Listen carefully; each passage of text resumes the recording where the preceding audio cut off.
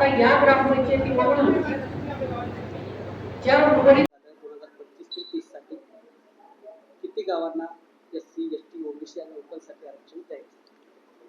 आज हदगाव तालुक्यामध्ये माननीय जिल्हाधिकारी श्री राहुल कर्डिले सर यांच्या मार्गदर्शनाखाली व माननीय उपविभागीय अधिकारी हदगाव यांचे नियंत्रणाखाली आज हदगाव तालुक्यातील एकूण 118 ग्रामपंचायतीचं आरक्षण आज घोषित करण्यात आलेलं आहे. त्याचे सोडत काढण्यात आलेले आहे. तर एकूण 118 ग्रामपंचायतींपैकी सर्वप्रथम जे काही आपला आरक्षणाचा तपशील आहे, अनुसूचित जातीसाठी 26 जागा, अनुसूचित जमातीसाठी 15 जागा आणि नागरिकांचा मागास प्रवर्गासाठी 18 जागा राखीव ठेवण्यात आल्या होत्या. याचं आरक्षण आपण आज काढण्यात आलेलं आहे.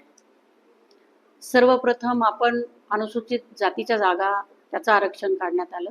त्यासाठी आम्ही जी काही आपल्या तालुक्याची अनुसूचित जातीची लोकसंख्या आहे ती उतरत्या क्रमाने मांडली आणि ज्या गावाला यापूर्वी आरक्षण देण्यात आलेलं नाही अनुसूचित जातीचं, अशा ग्रामपंचायती आपण निवडण्यात आलेल्या आहेत.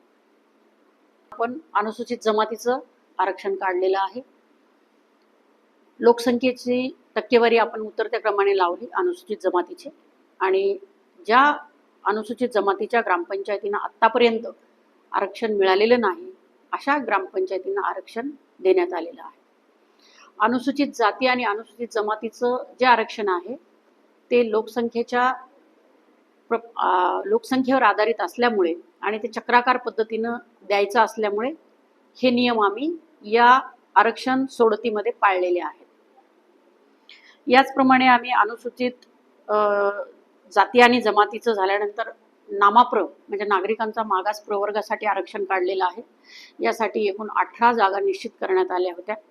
या 18 जागेवर आम्ही नामाप्रचं आरक्षण काढलेलं आहे आणि यथास्थिती याच्यामधून 50% आरक्षण महिलांसाठी दिलेलं आहे.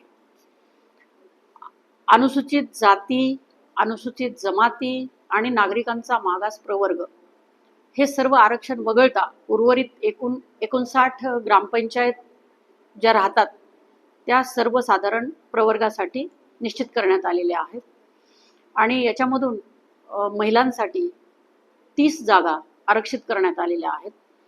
याचं वेगवेगळ्या याद्या तयार करण्यात आलेल्या आहेत आणि याचं प्रोसिडिंग आजच माननीय जिल्हाधिकारी महोदयांना सादर करण्यात येईल. काही गावामध्ये ग्रामपंचायत जात नाही, आपण सरपंचाचं आरक्षण जाहीर केलं, त्या गावामध्ये तशी जात उपलब्ध नाही, त्याच्यासाठी काय पर्याय संभ्रम निर्माण झाला पाहिजे? अनुसूचित जाती आणि अनुसूचित जमातीचं जे आरक्षण आहे ते लोकसंख्येच्या प्रमाणावर आहे. 2011ची जनगणना यासाठी आपण बेस धरलेला आहे.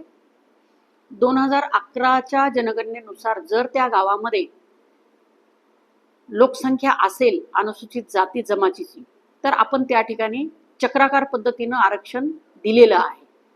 आता प्रॅक्टिकली काही गावांमध्ये लोकसंख्या नसेल किंवा त्या ठिकाणची घरं शिफ्ट झालेली असतील तर त्याला आपण आज रोजी आरक्षण बदलू शकत नाही, कारण 2011च्या लोकसंख्येनुसार आपल्या पुढे जे लोकसंख्येचा चार्ट आहे त्याच्यामध्ये ती लोकसंख्या दिसत असल्यामुळे मग आता ज्या काही आलेल्या आहेत त्या आता विचारात घेता येणार नाहीत.